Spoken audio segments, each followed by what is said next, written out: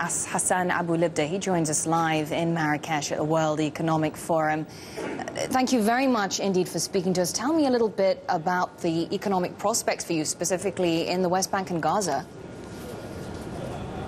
Well, first of all, as you just rightfully said, our economy is very much dependent on donor aid nowadays because much of the parameters of the economic growth are controlled by Israel.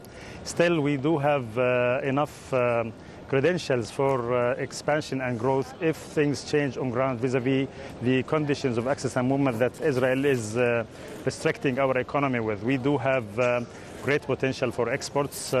Many markets are entering into free trade agreements with us, and we have enough potential for productive capacity that could increase. So in a nutshell, I think although this economy is nowadays not so much expanding beyond the 7 to 8% growth rate that we're seeing for the last 2 years, still, if anything moves in the political track, I think this economy will see double-digit growth for a number of years to come. Nevertheless, you've said that the economy in the Gaza Strip is shattered and that it won't grow until Israel lifts its crippling trade blockade. I mean, really, if we're talking about a Palestinian economy, some would say that it's virtually non-existent. It lies in tatters. Do you see any clear way out of this right now? Well, first of all, I think the whole region is tied to the lack of progress on the political track. But still, in spite of all of this, we have been trying to maximize the potential of the opportunity that is there within the limits that Israel is imposing. Our economy is not really big considering the regional economies, but I think we do have what to offer. On the other hand, the foreign direct investment potential is very high. A lot of Palestinians of diaspora are very rich and willing to come and invest in Palestine. There are many opportunities.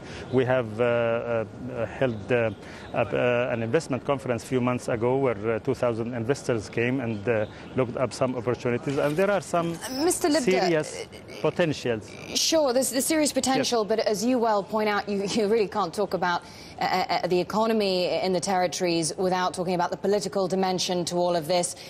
How is the Palestinian Authority preparing for statehood? Are you really going to be ready by the August 2011 target set by Prime Minister Salam Fayyad? Well, I mean, we have been working on this for a number of years with intensified efforts since the last year. I think from institutional perspective, yes, we will be ready for statehood. The issue here is for us to prepare the infrastructure, the economic infrastructure for the state, and this is why we're entering into deep restructuring and reform of the economy so that this economy will be able to hold a state of its own that is capable of living in peace and harmony with its neighbors. The problem is that we are triangled with the political track that is not moving. Tell me what will happen to. Tell me, Mr. Libdeh, what will happen to the Palestinian Authority if these peace talks fall apart? Is there going to be another intifada? Will Mahmoud Abbas quit? How is that going to affect the economy?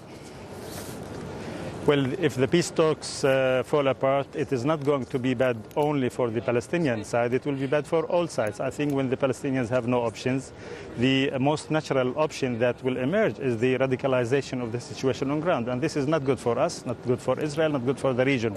I think it is up to the American administration and the international community to make sure that the basic foundations of peace continue to be alive.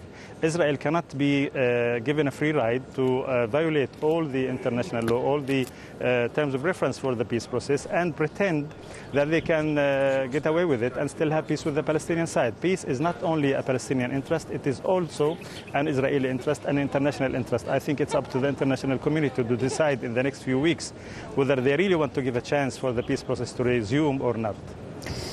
Palestinian Economy Minister Hasan Abu-Libdeh, thank you so much for your time.